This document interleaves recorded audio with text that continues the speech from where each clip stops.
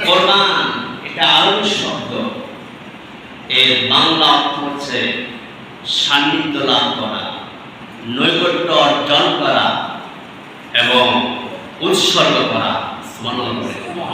তিনটা অর্থ: সান্নিধ্য অর্জন করা, নৈকট্য লাভ করা, উৎসর্গ করা।